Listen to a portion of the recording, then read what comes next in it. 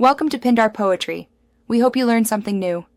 You start by importing your Gacha export and the background into Alight Motion.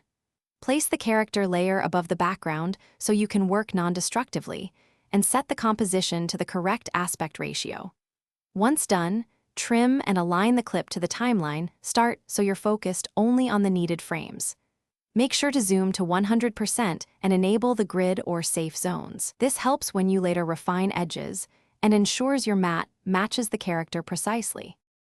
Now you create a mask on the character layer using the pen tool for complex outlines or a rectangle for simple shapes. Draw tightly around the subject and apply a small feather, typically between 0.5 and 6 px, to soften hard edges. This prevents jagged halos.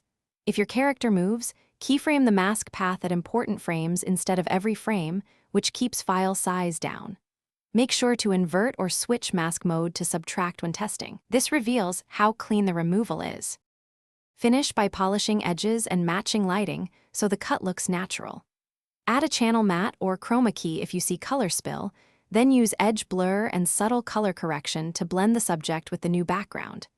If you need transparency, export as a PNG sequence or MOV with alpha like ProRes 4444, otherwise render MP4.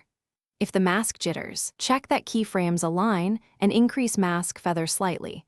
That's the fastest fix when edge. Thanks for watching. Consider subscribing if we helped you.